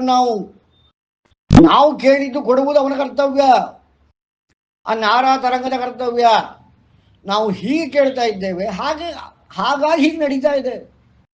ನಾವು ಕೇಳುವುದರಲ್ಲಿ ಬದಲಾವಣೆ ಮಾಡಿಕೊಂಡರೆ ನಮ್ಮ ಹೃದಯಾಕಾಶದಲ್ಲಿ ಅಹಿಂಸೆ, ಧರ್ಮ, ಸಹಬಾಳ್ವೆ, ಮತ್ತೊಂದಕ್ಕೆ ನೋಯಿಸದಂತೆ ನಮ್ಮ ನಡವಳಿಕೆ, ಕೇವಲ ನಮ್ಮ ವಿಕಾಸಕ್ಕಾಗಿ ನಮ್ಮ ಚಲನೆ, ಸ್ವಾರ್ಥದ ಬಿಡುವಿಕೆ, ಇದೆಲ್ಲ ಮಾಡಿದಾಗ ಸಮುದ್ರ, ಸಾಗರ ಮತ್ತೆ ಆಕಾಶ ಮೂರು ಕೂಡ ಸ್ಪಂದಿಸುತ್ತದೆ. ಈ ಮೂರು ನಮ್ಮ ಹೃದಯಾಕಾಶದಿಂದ ಸ್ಪಂದಿಸುತ್ತದೆ. ಇದೇ ಅರ್ಥವನ್ನ ಈ ಮಂತ್ರ ಹೇಳ್ತಾ ಇದೆ. ಏನಾದ್ರು ಪ್ರಶ್ನೆ ಇದೆಯಾ ಇಷ್ಟು ಹೇಳಿದ್ರಲ್ಲಿ? ಈಗ ಯಾರಿಗಾದ್ರು ಅನುಮಾನ? ಎಲ್ರಿಗೂ ಏನ್ ಕೇಳ್ಕೋಬೇಕು, ಏನ್ ಮಾಡ್ಬೇಕು ಅಂತ ಅರ್ಥವಾಗಿದೆ ಅನ್ಕೋತೀನಿ. ಪ್ರಕೃತಿಯ ವಿಕೋಪಗಳಿಗೆ ತುತ್ತಾಗದಂತೆ ಬದುಕುವುದು ಬಹಳ ಮುಖ್ಯ, ಬಹಳ ಮುಖ್ಯ. ಇದನ್ನ ನೋಡ್ತಾ ಇದನ್ನ ಅಂದ್ರೆ ಪ್ರಕೃತಿ ಈ ರೀತಿ ಬದಲಾಗುತ್ತಲ್ಲ, ಹಾಗಾದರೆ ಆ ಬೃಹತ್ ಚಲನೆ ಮತ್ತು ಚಿಂತನೆ ಅಂದ್ರೆ ಬ್ರಹ್ಮ ಅಂತ ನಾವೇನ್ ಕರಿತೀವಿ, ಅದು ಈ ರೀತಿ ನಮ್ಮನ್ನ ಪ್ರಕೃತಿಯಿಂದ ಸಲಹುತ್ತಿದೆಯಲ್ಲ, ಈ ನಮ್ಮ ಆಲೋಚನೆಗಳಿಂದ ಆ ಬ್ರಹ್ಮ ಏನಾದ್ರು ಎಫೆಕ್ಟ್ ಆಗ್ತಾನ, ಅಥವಾ ಬೃಹತ್ ಚಲನೆ ಮತ್ತು ಚಿಂತನೆ ಏನಾದ್ರು ಎಫೆಕ್ಟ್ ಆಗ್ತದ ಅಂದ್ರೆ ಇಲ್ಲ. ನಾವು ಕೇಳುವುದನ್ನ ಕೊಡುವುದು ಪ್ರಕೃತಿಯ ಮುಖಾಂತರ, ಸತ್ಯ ಸಾಮರ್ಥ್ಯದ ಮುಖಾಂತರ ಬ್ರಹ್ಮನ ಕೆಲಸವೇ ವಿನಃ ನಾವು ಕೇಳಿದ್ದರಿಂದ, ನಾವು ಮಾಡಿದ್ದರಿಂದ ಯಾವುದೇ ಪರಿಣಾಮ ಅಲ್ಲಿ ಆಗೋದಿಲ್ಲ. ಆ ಬ್ರಹ್ಮನಿಗೆ ಯಾವುದೂ ಆಗೋದಿಲ್ಲ, ಕೇವಲ ಸೃಷ್ಟಿ ಮಾತ್ರ ಮಾಡ್ತಾ ಇರ್ತಾನೆ. ಏನು ಕೇಳುತ್ತೋ ಆತ್ಮ ಅದನ್ನು ಕೊಡ್ತಾ ಇರ್ತಾನೆ. ಆ ಆತ್ಮ ಕೇಳೋದಲ್ಲಿರುತ್ತೆ, ಹೃದಯಾಕಾಶದಲ್ಲಿರುತ್ತೆ. ಹಾಗಾಗಿ ಹೃದಯಾಕಾಶವನ್ನ ಆ ಪರಮಾತ್ಮ ನೋಡ್ತಿರುತ್ತೆ ವಿನಃ ನಾವು ಏನು ಮಾಡಿದ್ವಿ ಅಂತ ನೋಡೋದಿಲ್ಲ. ಯಾತಕ್ಕಾಗಿ ಮಾಡಿದ್ವಿ, the intention behind the demand. ಏನು ಕೇಳ್ತಾ ಇದ್ದೀವಿ ಅದಕ್ಕೆ ಅದು ಬಾಬಾ ಪುಣ್ಯಗಳ ಲೆಕ್ಕ ಕೊಡೋದಿಲ್ಲ, ಧರ್ಮ ಲೆಕ್ಕ ಕೊಡೋದಿಲ್ಲ, ಇಟ್ಕೊಳ್ಳೋದಿಲ್ಲ. ಯಾತಕ್ಕಾಗಿ ಕೇಳ್ತಾ ಇದ್ದೀವಿ?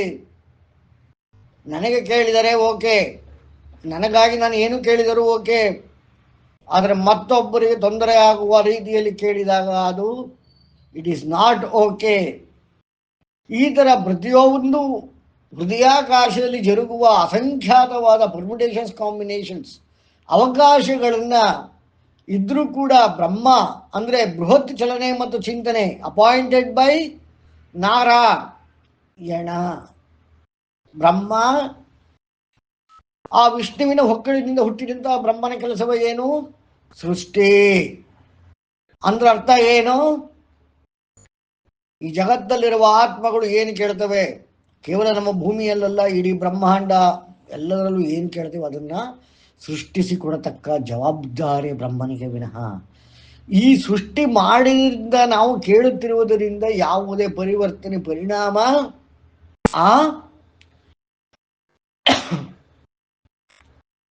ಬ್ರಹ್ಮನಿಗೆ ಆಗುವುದಿಲ್ಲ. ಯದ ಪ್ರಸೂತ ಜಗತ ಪ್ರಸೂತಿತೋಗೇನ ಜೀವಾನ್ ವ್ಯಜಸರ್ಜ ಭೂಮ್ಯಾಂ ಯದಾಶದೆ ವಿಪುರುಷಾನ್ ವಶಗಶ್ಚ ವಿವೇಶ ಭೂತಾನಿ ಚರಾಚರಾಣಿ. ಇದನ್ನು ನಾವು ಅರ್ಥ ಮಾಡ್ಕೋಬೇಕು. ಈ ಒಂದು ಮೆಕ್ಯಾನಿಸಮ್ನ ಯಾರು ಅರಿತುಕೋತಾರೆ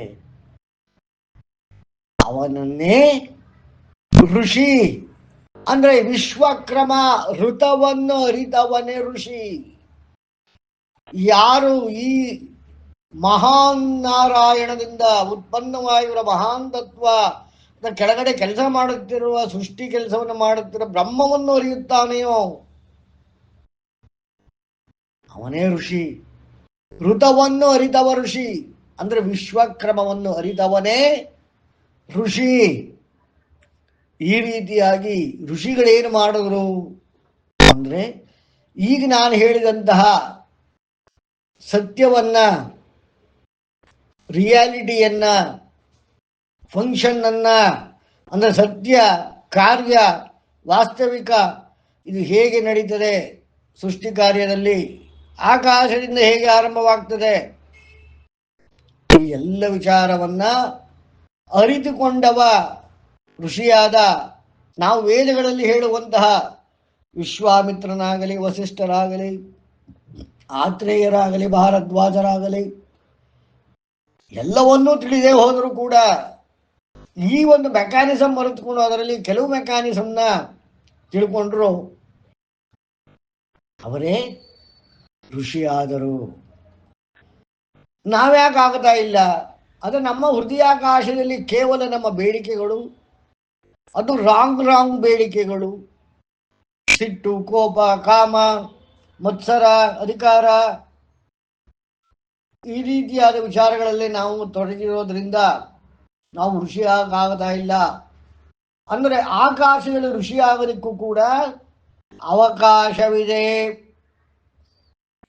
ಕೇಡಿ ಆಗೋಕ್ಕೂ ಅವಕಾಶ ಇದೆ, ಕೊಲೆಗಾರ ಆಗೋಕ್ಕೂ ಅವಕಾಶ ಇದೆ, ಋಷಿ ಆಗೋಕ್ಕೂ ಅವಕಾಶ ಇದೆ, ವಿಜ್ಞಾನಿ ಆಗೋಕ್ಕೂ ಎಲ್ಲ ಆಗಿರೋದೇ ಈ ಒಂದು ಅವಕಾಶ ನೀಡಿರುವ ಆಪರ್ಚುನಿಟಿಯಿಂದ, ಆಕಾಶ ನೀಡಿರುವ ಅವಕಾಶದಿಂದ ಮಾತ್ರ. ಸಮುದ್ರದಿಂದ ಉತ್ಪನ್ನವಾಗಿರುವ ಪ್ರಕೃತಿ, ಸಾಗರದಿಂದ ಉತ್ಪನ್ನವಾಗಿರುವ ಪ್ರಕೃತಿಯಿಂದ ಮಾತ್ರ, ಎಲ್ಲರ ಹಿಂದಿರುವ ಬ್ರಹ್ಮನ ಸಪೋರ್ಟಿಂದ ಮಾತ್ರ. ಬ್ರಹ್ಮ ಸಪೋರ್ಟ್ ಮಾಡು ಅಂತ ಹೇಳಿ ನಾರಾ ಶಂಸಿಯಿಂದ ಇರುವುದು ಮಾತ್ರ. ಆ ನಾರಾ ತರಂಗ ಎಲ್ಲಿದೆ ಹಾಗಾದರೆ ನಮ್ಮ ಹೃದಯದಲ್ಲೇ ಇದೆ. ನಾರಾ ಶಂಸ ಸರಿಯಾಗಿ ಅರ್ಥ ಮಾಡ್ಕೊಳ್ಳಿ. ಅಂದರೆ ಸಕಲ ಪ್ರಕೃತಿ, ಸಕಲ ಬ್ರಹ್ಮ. ಆ ಬ್ರಹ್ಮ ನಮಗೆ ವರ್ಕ್ ಮಾಡ್ತಾ ಇರೋದು ಯಾರಿಗೆ? ನಮ್ಮ ಹೃದಯಾಕಾಶದಲ್ಲಿರುವ ನಾರಾ ತರಂಗಗಳ ಬೇಡಿಕೆಗೆ, ಡಿಮ್ಯಾಂಡ್ಗೆ.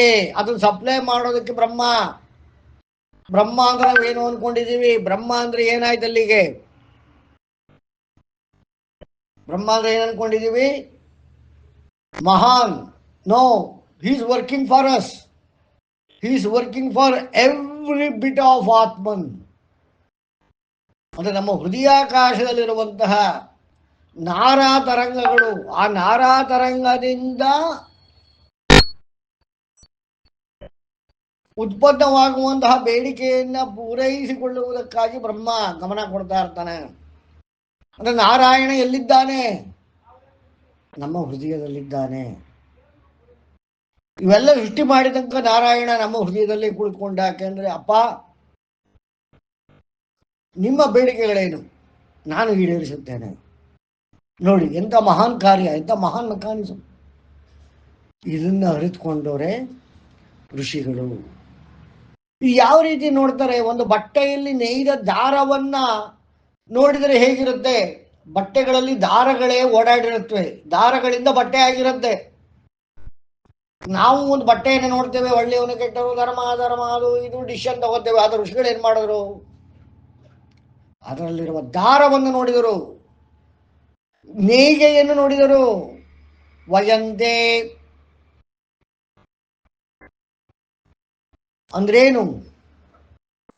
ಯಮಂತ ಸಮುದ್ರೆ ಕವಯೋ ವಯಂತೆ ಪ್ರಸೂತೆ ತೋಗೇನ ಜೀವಾನ್ ವ್ಯಜಸರ್ಜ ಭೂಮ್ಯ. ಅಂದ್ರೆ ಈ ಒಂದು ಸೃಷ್ಟಿಯಲ್ಲಿರುವ ದಾರಗಳನ್ನ ನೋಡಿದ್ರು, ಹೇಗೆ ಅದು ವರ್ಕ್ ಆಗ್ತಾ ಇದೆ, ಅದು ಹೇಗೆ ಕೆಲಸವನ್ನು ಮಾಡ್ತಾ ಇದೆ, ಈ ಸೃಷ್ಟಿಯನ್ನ ಹೇಗೆ ಬ್ರಹ್ಮ ನೇಯ್ತಾ ಇದ್ದಾನೆ, ಎಲ್ಲಿಂದ ಎಳೆಯನ್ನು ತಗೋತಿದ್ದಾನೆ,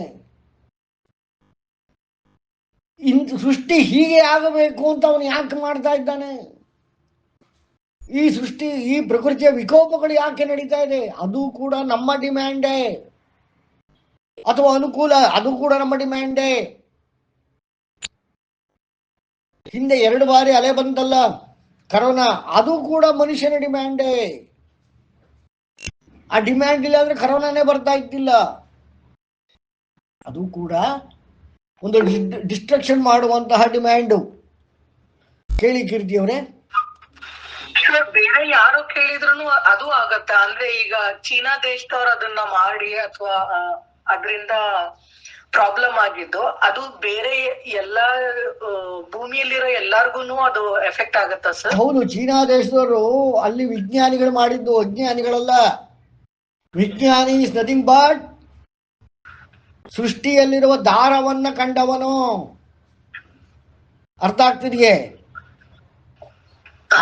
ದಾರವನ್ನು ಕಂಡು ಸಪೋಸ್ ನಾನು ಇದನ್ನ ಬೇಕು ಅಂತ ಕೇಳಿದ್ರೆ ಅದು ನನ್ಗಷ್ಟೇ ಅಲ್ಲ, ಇಡೀ ಪ್ರಪಂಚಕ್ಕೂ ಅದು ಎಫೆಕ್ಟ್ ಆಗತ್ತೆ ಅನ್ನೋದು ಅಲ್ಲ. ಅವರು ಪ್ರಪಂಚಕ್ಕೆ ಎಫೆಕ್ಟ್ ಆಗಲಿ ಅಂತಾನೆ ಕೇಳ್ಕೊಂಡಿದ್ದಲ್ಲ.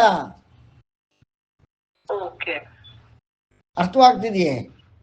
ಅಂದ್ರೆ ಕ್ವಶನ್ ಏನಿತ್ತು ಅಂದ್ರೆ, ಈಗ ನಾನ್ ಕೇಳಿದ್ದು ಅದು ನನಗ್ ಬೇಕು ಅನ್ನೋಕಿನ ನನಗ್ ಸಿಗುತ್ತೆ ಪ್ಲಸ್ ಬೇರೆ ಎಲ್ಲಾರ್ಗುನು ಸಿಗುತ್ತೆ ಅಂತನಾ, ಅಥವಾ ನಾವು ಬೇರೆಯವ್ರಿಗೆ ಕೆಟ್ಟದ್ ಮಾಡ್ಬೇಕು ಅಂತಾನೆ ನಾವು ಕೇಳಿದ್ರಿಂದ ಬೇರೆಯವ್ರಿಗೂ ಕೆಟ್ಟದಾಗಿದೆಯಾ ಅಂತ? ಹೌದು. How you are asking that is provided by Brahma. ಅದನ್ನೇ ಇಲ್ಲಿ ಮಂತ್ರದಲ್ಲಿ ಹೇಳ್ತಾ ಇರೋದು. ಅಂದ್ರೆ ಬ್ರಹ್ಮ ಯಾವ ರೀತಿ ನೇಯ್ತಾನೆ, ಸೃಷ್ಟಿಯನ್ನ ನೇಯ್ಗೆ ಮಾಡ್ತಾನೆ ಅಂತಂದ್ರೆ ನಾವೇನ್ ಕೇಳ್ತಾ ಇದೀವೋ ಅದನ್ನು ಕೊಡ್ತಾ ಇದ್ದಾನೆ. ಅಲ್ಲಿ ವಿಜ್ಞಾನಿಗಳು ಅಂತ ಅನ್ನಿಸ್ಕೊಂಡವರು ಋತವನ್ನ ಅಂದ್ರೆ ವಿಶ್ವಕ್ರಮವನ್ನ ಅರಿತು ಅಂದ್ರೆ ವೈರಸ್ಸು ಅವರು ಸೃಷ್ಟಿ ಮಾಡಿರೋದಲ್ಲ, ಪ್ರಕೃತಿಯಲ್ಲಿ ಇರುವಂತಹದ್ದು ವೈರಸ್ಸು. ಅಂತ ವೈರಸ್ಸನ್ನ ಹಿಡ್ಕೊಂಡು ಅಲ್ಲಿ ಆಟ ಆಡಿದ್ರು. ಅಂದ್ರೆ ಅವರು ಏನು ಉಪಯೋಗಿಸಿದ್ರು? ವಿಶ್ವಕ್ರಮವನ್ನೇ ಉಪಯೋಗಿಸಿದರು. ಅರ್ಥ ಆಗ್ತಿದೆ ಕೀರ್ತಿಯವರೇ? ಆ ರೀತಿ ನಾವು ಒಳ್ಳೆಯದನ್ನು ಮಾಡಬಹುದು. ಹಿಂದೆ ರಾಕ್ಷಸರಿಗೆ ಹಿರಣ್ಯಕಶಿಪು ಒಬ್ಬನೇ ಇದ್ದ, ಆದ್ರೆ ಜಗತ್ತನ್ನು ಅಳ್ಳಾಡಿಸಿದ. ಹೇಗ್ ಮಾಡ್ದ? ಮಹಾನ್ ತಪಸ್ವಿ, ಮಹಾನ್ ವಿಜ್ಞಾನಿ, ಮಹಾನ್ ಋಷಿ. ರಾವಣ ಮಹಾನ್ ಋಷಿ. ಅದೇ ರೀತಿ ಈ ಸೈಂಟಿಸ್ಟ್ಗಳು, ಇವರೆಲ್ಲ ಮಹಾನ್ ಋಷಿಗಳು. ಆ ಋತದ ತತ್ವವನ್ನು ಅರಿತು, ಅಂದ್ರೆ they understood the principles of the nature and they used it. It is for or against somebody. ಇದನ್ನ ನಾವು ನೋಡ್ಕೋಬಹುದು. ಅಂದ್ರೆ ಆ ಕರೋನಾಗೆ ವ್ಯಾಕ್ಸಿನ್ಸ್ ಮೊದಲೇ ಮಾಡಿಟ್ಕೊಂಡಿದ್ರು, ಹಣ ಸಂಪಾದನೆಗಾಗಿ ಇವೆಲ್ಲ ಮಾಡಿದ್ದು. ಅದನ್ನು ಬ್ರಹ್ಮ ಬೇಡ ಅನ್ಲಿಲ್ಲ. ಅದೇ ರಾಮಕೃಷ್ಣ ಪರಮಹಂಸರು, ವಿವೇಕಾನಂದರು ಜಗತ್ತಿಗೆ ಧನಾತ್ಮಕವಾದ ವಿಚಾರವನ್ನು ಕೊಟ್ಟರು. ಶಂಕರಾಚಾರ್ಯರು ಮಹಾನ್ ವಿಚಾರಗಳನ್ನು ಕೊಟ್ಟರು. ಅಲ್ಲೂ ಕೂಡ ಒಬ್ಬನೇ ವ್ಯಕ್ತಿ, ಅವನ ಇಚ್ಛೆ ಹೃದಯಾಕಾಶದಲ್ಲಿ ಜಗತ್ತ ಉದ್ಧಾರವಿತ್ತು, ಇವರದರಲ್ಲಿ ಜಗತ್ತಿನ ವಿನಾಶವಿತ್ತು. ಅಷ್ಟೇ ವ್ಯತ್ಯಾಸ ಕೀರ್ತಿಯವರೇ. ಬಟ್ ನಾವು ಒಳ್ಳೇದು ಮಾಡೋದಕ್ಕಾಗಲಿ ಕೆಟ್ಟದ್ದು ಮಾಡೋದಕ್ಕಾಗಲಿ ಬೇರೆಯವರಿಗೆ, ಅಥವಾ ನನಗೆ ನಾನು ಒಳ್ಳೇದು ಮಾಡ್ಕೊಳ್ಳೋದಕ್ಕಾಗಲಿ ನನಗೆ ನಾನು ಕೆಟ್ಟದ್ದು ಮಾಡ್ಕೊಳ್ಳೋದಕ್ಕಾಗಲಿ, ಇದಕ್ಕೆ ನಾವು ಮೊದಲು ಏನು ಮಾಡಬೇಕು? ಈ ಒಂದು ದಾರದಿಂದ ಸೃಷ್ಟಿಯ ಟೆಕ್ನಿಕ್ಸ್ ಏನಿದೆ, ಹೇಗೆ ರೆಸ್ಪಾಂಡ್ ಮಾಡ್ತಾ ಇದೆ, ಯಾವುದೇ ರಿಸರ್ಚ್ ಮಾಡಿರೋ ಮನುಷ್ಯ, ಐನ್ಸ್ಟೈನ್ನಿಂದ ಹಿಡಿದು ಯಾರೇ ಆಗಲಿ ವಿಜ್ಞಾನಿ, ಋಷಿಗಳು ಹೇಗೆ ತಪಸ್ಸು ಮಾಡಿ ಅಂತರಂಗದಲ್ಲಿ ಕಂಡುಹಿಡ್ಕೊಂಡ್ರು, ಅದೇ ರೀತಿ ಇವ್ರುಗಳು ಕೂಡ ತಮ್ಮಲ್ಲೇ ಕಂಡುಹಿಡ್ಕೊಂಡ್ರೆ ವಿನಃ ಯಾವುದೋ ರೆಫರೆನ್ಸ್ ತಗೊಳ್ಳಿಲ್ಲ. ಅದು ವಿಜ್ಞಾನ ಇರಬಹುದು, ಆಧ್ಯಾತ್ಮ ಇರಬಹುದು, ಋಷಿಗಳಿರಬಹುದು, ವಿಜ್ಞಾನಿಗಳಿರಬಹುದು. ಹೇಗೆ ಮಾಡ್ತಾರೆ? ತಮ್ಮ ಅಂತರಂಗದಿಂದ ತಗೋತಾರೆ. ಅಂತರಂಗ ಸಮುದ್ರ, ಅದನ್ನೇ ಹೇಳ್ತಿರೋದು. ಯಮಂತ ಸಮುದ್ರ ಕವಯೋವಯಂತಿ ಯದಕ್ಷರೇ ಪರಮೇ ಪ್ರಜಾ. ಎಲ್ಲ ನಿನ್ನ ಹೃದಯದಲ್ಲಿದೆ. ನಾರಾ ತರಂಗ ಅಲ್ಲಿದೆ. ಆ ನಾರಾ ತರಂಗಗಳ ವಾಸ್ತವಿಕತೆಗಾಗಿ, ಅದು ಕೇಳುವಂತಹ ಡಿಮ್ಯಾಂಡ್ನ ಪೂರೈಕೆಗಾಗಿ ಆ ಬ್ರಹ್ಮ ವರ್ಕ್ ಮಾಡ್ತಾ ಇದೆ, ಸೃಷ್ಟಿ ಮಾಡ್ತಾ ಇದೆ ಅನ್ನೋದು ಇಲ್ಲಿ ಅರ್ಥ. ಹಾಗಾಗಿ ಋಷಿಗಳೇನು ಮಾಡಿದ್ರು? ಈ ನೇಯ್ಗೆಯನ್ನು ಅರ್ಥ ಮಾಡಿಕೊಂಡ್ರು. ನೇಯ್ಗೆಯ ದಾರವನ್ನ ಹಿಡ್ಕೊಂಡ್ರು. ಕೆಂಪು ಕಲರ್ ಬೇಕು ಬಟ್ಟೆ ಅಂದ್ರೆ ಏನ್ ಮಾಡಬೇಕು ಎಲ್ಲ ನೋಡ್ಕೊಂಡ್ರು. ಹಾಗಾಗಿ ಇದನ್ನ ಏನಂತ ಕರೀತಾರೆ? ತಂತ್ರ ಅಂತ ಕರೀತಾರೆ. ತಂತ್ರ ಅಂದ್ರೆ ಏನು? ನೇಯ್ಗೆ. ಇಲ್ಲೇನು ಹೇಳ್ತಾ ಇದ್ದಾರೆ? ಕವಯೋವಯಂತಿ. ಓಂ ಕವಯೇ ನಮಃ. ನಾರಾಯಣನ 137ನೇ ಮಂತ್ರ ತೆಗೆದು ನೋಡಿ. ಆಲ್ರೆಡಿ ಕಲ್ತ್ಕೊಂಡಿದ್ದೀರಾ. 137ನೇ ಮಂತ್ರ ಏನು ಹೇಳ್ತಾ ಇದೆ? ಓಂ ಕವಯೇ ನಮಃ. ಅಂದ್ರೆ ಕವಿಯಾಗಿ ಹೃದಯಾಕಾಶದಲ್ಲಿ ಯಾರು ನೇಯುತ್ತಾರೋ ಅದು ಸಂಭವಿಸುತ್ತದೆ ಆಕಾಶದಿಂದ. ಇದಕ್ಕೆ ಸೌರಮಂಡಲ ನಮಗೆ ಸಪೋರ್ಟ್ ಮಾಡ್ತಾ ಇದೆ. ಈ ಜಗದ ಪ್ರಸೂತಿಗಾಗಿ ಅಂದ್ರೆ ಬ್ರಹ್ಮ ಏನು ಮಾಡ್ತಾನೆ? ಜಗತ್ತಿನ ಡೆಲಿವರಿ ಮಾಡ್ತಾನೆ, ಪ್ರಸೂತಿ ಮಾಡ್ತಾನೆ. ಪ್ರಸೂತಿ ಅಂದ್ರೆ ನೇಯ್ಯದು ಅಂತನು. ಪ್ರಸೂತಿಕ ವಿಜ್ಞಾನ ಅಂತ ಗರ್ಭಶಾಸ್ತ್ರದ ವಿಜ್ಞಾನ ಭಾರದ್ವಾಜರು ಬರೆದಿದ್ದಾರೆ. ಪ್ರಸೂತಿ ಎನ್ನುವುದು ಕೂಡ ಒಂದು ವಾಯು. ಎಷ್ಟೋ ಜನಕ್ಕೆ ಗರ್ಭ ನಿಲ್ಲೋದಿಲ್ಲ, ಅಥವಾ ಅಬಾರ್ಷಣ ಆಗ್ತದೆ, ಅಥವಾ ನಾರ್ಮಲ್ ಡೆಲಿವರಿ ಆಗೋದಿಲ್ಲ. ಇದೆಲ್ಲದಕ್ಕೂ ಕಾರಣ ಪ್ರಸೂತಿಕ ವಾಯು, ಅಂದ್ರೆ ನೇಯ್ಗೆ ಮಾಡುವಂತಹ ವಾಯು. ಅಂದ್ರೆ ಗರ್ಭಕೋಶದಲ್ಲಿ ನೇಯ್ತದೆ ಮಗುನ. ನೇಯ್ದು ನೇಯ್ದು ನೇಯ್ದು ಮಗುವನ್ನ ಕೊಡ್ತದೆ. ಆ ಪ್ರಸೂತಿಕ ವಾಯು ಎಲ್ಲರ ಕಡೆ ಪ್ರಾಬ್ಲಮ್ ಆದಾಗ ಹೆಂಗಸರು ಪ್ರಾಬ್ಲಮ್ ಆಗ್ತದೆ. ಹಾಗಾಗಿ ಪ್ರಾಬ್ಲಮ್ನ ಮೆಡಿಕಲಿ ಮಾಡೋ ಬದಲು ನಾವು ಪ್ರಸೂತಿಕ ವಾಯುವನ್ನು ಹ್ಯಾಂಡಲ್ ಮಾಡಿದ್ರೆ ಗರ್ಭಕೋಶ ಸಂಬಂಧಿಸಿದ ಯಾವುದೇ ತೊಂದರೆ ಉಂಟಾಗುವುದಿಲ್ಲ. ಇದನ್ನು ಯಾರು, ಇದಕ್ಕೆಲ್ಲ ಲೀಡರ್ ಯಾರು? ಬ್ರಹ್ಮ. ಯದ ಪ್ರಸೂತ ಜಗತ ಪ್ರಸೂತಿ ತೋಯೇನ ಜೀವಾನ್ ವ್ಯಜಸರ್ಜ ಭೂಮ್ಯಾಂ. ಈ ಮಂತ್ರದ ಅರ್ಥ ಇದು. ಇದರಲ್ಲಿ ಯಾರಿಗಾರ ಡೌಟ್ ಇದೆಯಾ? ಇಲ್ಲ ಸರ್, ಒನ್ಸ್ ನೀವು ಗೋತ್ರು ಆಗ್ತೀವಿ ಸರ್ ಇನ್ನೊಂದ್ಸರ್ತಿ. ಇದು ಅರ್ಥವಾಗಿದೆ ಅನ್ಕೋತೀನಿ. ಇದಕ್ಕೆ ಇನ್ನು ಹೆಚ್ಚಿನ ವಿವರಣೆ ಬೇಕು ಅಂತಂದ್ರೆ ಸಾಯಣಾಚಾರ್ಯರು ಅಂತ ಇದರ ಕುರಿತಾಗಿ ಬರೆದಿದ್ದಾರೆ. ಅವರು ಅದನ್ನ ಈ ಮಂತ್ರಕ್ಕೆ ಇನ್ನೂ ಜಾಸ್ತಿ ಬೇಕು, ಅರ್ಥ ತಗೋಬೇಕು ಇನ್ನೂ ಇನ್ನೂ ಡೀಪಾ ಹೋಗ್ತೀನಿ ಅಂತಂದ್ರೆ ಸಾಯಣಾಚಾರ್ಯರ ಕೃತಿಯನ್ನ ಓದ್ಕೊಳ್ಳಿ ಅಂತ ನಾನು ಮನವಿ ಮಾಡ್ಕೋತೀನಿ. ಈ ಏನಾಗಿದೆ ನೆಕ್ಸ್ಟು, ಈ ರೀತಿಯಾಗಿ ಬ್ರಹ್ಮನಿಂದ ಸೃಷ್ಟಿಯಾಯಿತು. ನಾನು ಆಗಲೇ ಹೇಳ್ದಂಗೆ ಮೊದಲು ಅವಕಾಶ, ನಂತರ ವಾಯು, ವಾಯುವಿನಿಂದ ಅಗ್ನಿ, ಅಗ್ನಿಯಿಂದ ಜಲ, ಜಲದಿಂದ ಪೃಥ್ವಿ, ಪೃಥ್ವಿಯಿಂದ ಮಧುಕೈಟವ, ಆಮೇಲೆ ಜೀವಾಜೀವಗಳು. ಇಷ್ಟನ್ನೇ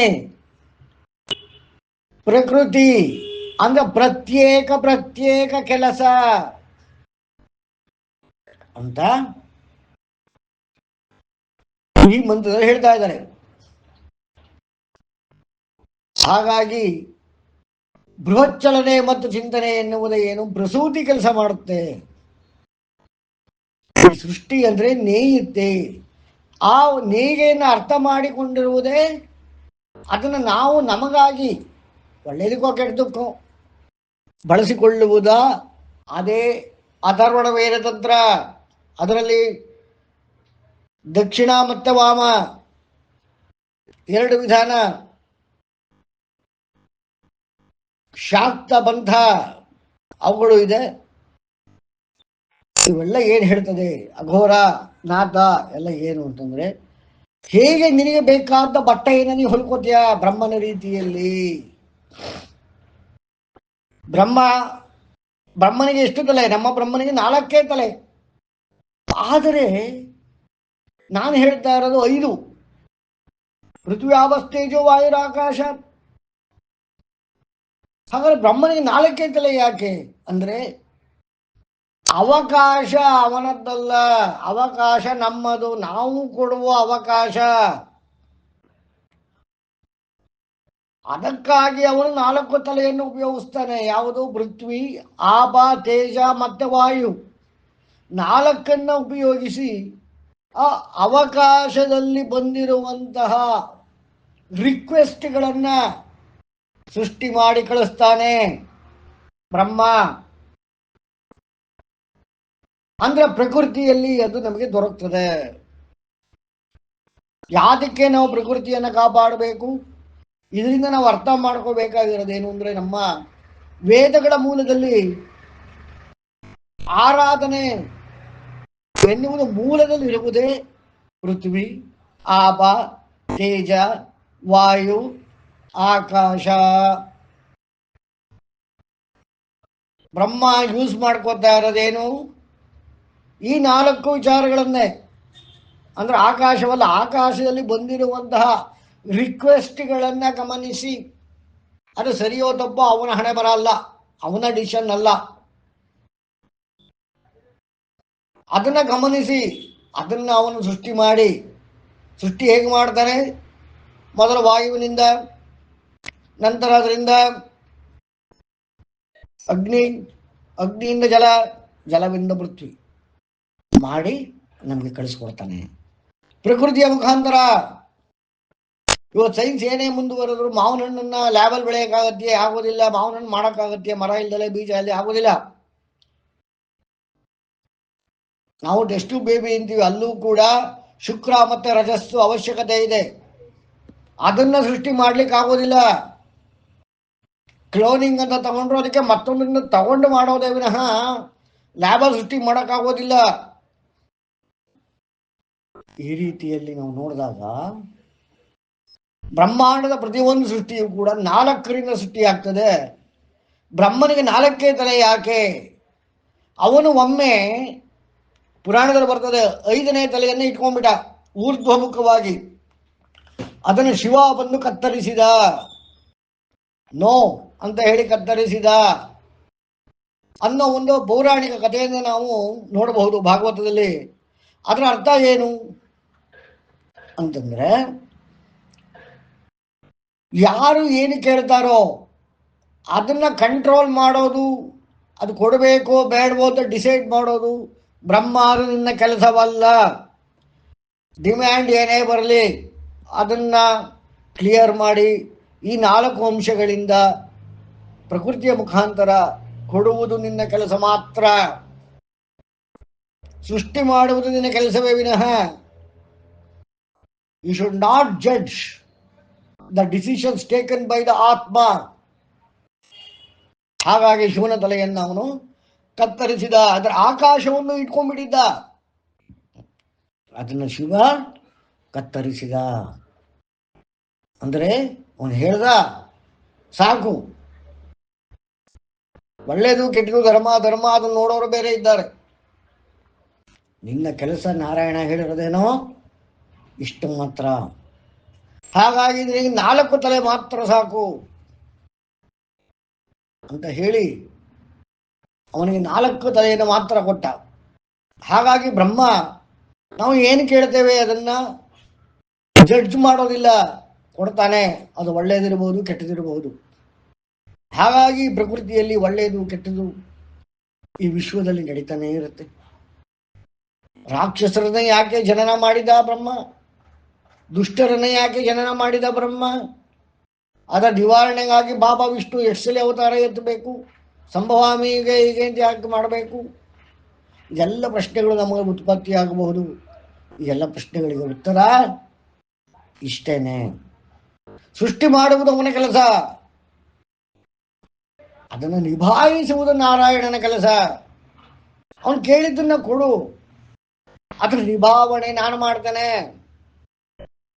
ಅಂತ ನಾರಾಯಣ ಆ ಜವಾಬ್ದಾರಿಯನ್ನು ತಗೊಂಡಿದ್ದಾನೆ. ಹಾಗಾಗಿ ಇಲ್ಲಿ ಏನು ಅಂತಂದ್ರೆ ಭೌತಿಕ, ದೈವಿಕ, ಆತ್ಮಿಕ 3 ಲೇಯರ್ಗಳಲ್ಲಿ ನಮ್ಮ ಆತ್ಮ ಕೆಲಸ ಮಾಡ್ತದೆ ಅನ್ನೋ ನಮ್ಮ ಒಂದು ಅಸ್ತಿತ್ವ. ಭೌತಿಕದ ಮೂಲ ಏನು? ಆತ್ಮದ ಮೂಲ ಏನು?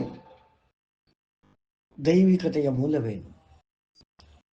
ಯಾರಿಗೆ ಯಾವುದೇ ತೊಂದರೆ ಬಂದರೂ ಈ 3ರಿಂದ ಬರ್ತದೆ. ನಾರಾಯಣ ಏನಾದ್ರು ತೊಂದರೆ ಕೊಡ್ತಾನೆ ನಮ್ಮ ಕರ್ಮಗಳ ಅನುಸಾರ ಆದರೆ ನಾವು ಹೃದಯಾಕಾಶದಲ್ಲಿ ಮಾಡಿರುವ ತಪ್ಪು. ಹಾಗಾಗಿ ಭೌತಿಕ, ನೈತಿಕ, ಆಧ್ಯಾತ್ಮಿಕ ಅಂತ ವೇದಗಳಲ್ಲಿ ಹೇಳ್ತಾರೆ. ಅದನ್ನೇ ಕೆಲವು ಕಡೆ ಭೌತಿಕ, ದೈವಿಕ ಮತ್ತು ಆಧ್ಯಾತ್ಮಿಕ ಅಂತ ಹೇಳ್ತಾರೆ. ಆ 3ನ್ನು ನಾವು ಸರಿ ಇಟ್ಕೊಳ್ಳೋಣ. ನಾವು ನಮಗೇನು ಬೇಕೋ ಅದನ್ನ ಕೇಳೋಣ. ಬೇರೆಯವರಿಗಾಗಿ ನಾವು ಒಳ್ಳೇದಾಗಲಿ ಅಂತ ಪ್ರಾರ್ಥನೆ ಮಾಡೋಣ. ಅಂದ್ರೆ ನಾವು ಬೇರೆಯವರಿಗಾಗಿ ಮಾಡುವ ಒಳ್ಳೇದಾಗಲಿ ಎನ್ನುವ ಪ್ರಾರ್ಥನೆ ಅದೇ ನಮಗೆ ಹಿಂತಿರುಗಿ ಒಂದು ಒಳ್ಳೇದಾಗೋದು. ಕೆಲವು ವೈಯಕ್ತಿಕ ಒಳ್ಳೆಯದನ್ನು ನಾವು ತಗೋಬಹುದೇ ವಿನಃ ಸಾರ್ವತ್ರಿಕ ಒಳ್ಳೆಯದಾಗಬೇಕು, ದೇಶಕ್ಕೆ ಒಳ್ಳೆಯದಾಗಬೇಕು, ಇಡೀ ಪ್ರಪಂಚ ಸುಖವಾಗಿರಬೇಕು, ಸಕಲ ಪ್ರಾಣಿ ಪಕ್ಷಿಗಳು ಕ್ಷೇಮವಾಗಿರಬೇಕು ಅಂದ್ರೆ ಪ್ರಕೃತಿ ಚೆನ್ನಾಗಿರಬೇಕು. ಪ್ರಕೃತಿ ಕೋಪ ಮಾಡ್ಕೋಬಾರ್ದು, ವಿಕೋಪಕ್ಕೆ ಹೋಗಬಾರ್ದು, ವಿಕೃತಿಗಳನ್ನು ಸೃಷ್ಟಿ ಮಾಡಬಾರ್ದು ಪ್ರಕೃತಿಯಲ್ಲಿ ಅಂತೆಲ್ಲ ಇದ್ರೆ ನಾವುಗಳು ಇದನ್ನು ಅರ್ಥ ಮಾಡಿಕೊಂಡು ಇವತ್ತಿನಿಂದ ನಮಗೇನು ಬೇಕು, ನಮಗೇನು ಬೇಕೋ ಅದರಲ್ಲಿ ಬೇರೆಯವರಿಗೆ ಏನಾದ್ರು ತೊಂದರೆ ಆಗುತ್ತಾ ಅದರಿಂದ ಅನ್ನೋದನ್ನು ಗಮನಿಸಿಕೊಂಡು ಸಾಧ್ಯವಾದರೆ ಬೇರೆಯವರಿಗಾಗಿ ನಾವು ನಮ್ಮ ಹೃದಯಾಕಾಶದಲ್ಲಿ ಕೇಳಿಕೊಳ್ಳೋಣ. ಸಾಧ್ಯವಾಗದಿದ್ದರೆ ಅಟ್ಲೀಸ್ಟ್ ಯಾರಿಗೂ ತೊಂದರೆ ಕೊಡೋದು ಬೇಡ ಅಂತ ಹೇಳ್ತಾ ಇವತ್ತಿನ ಕಾರ್ಯಕ್ರಮ ಮುಗಿಸ್ತಾ ಇದ್ದೀನಿ. ಯಾರಿಗಾದ್ರೂ ಪ್ರಶ್ನೆ ಇದ್ರೆ ಕೇಳಿ.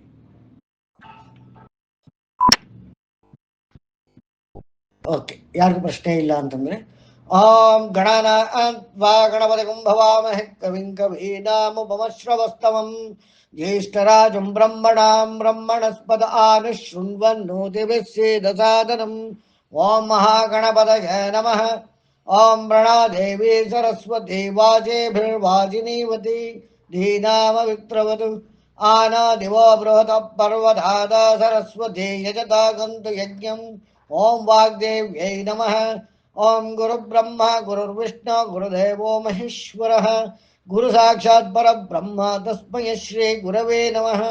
ಓಂ ವೇದಮಾತಾ ನಮಸ್ತುಭ್ಯಂ ವರದೆ ಕಾಮರೂಪಿಣಿ ವಿದ್ಯಾರಂಭಂ ಕರಿಷ್ಯಾಮಿ ಸಿದ್ಧಿರ್ಭವತು ಮೇ ಸದಾ.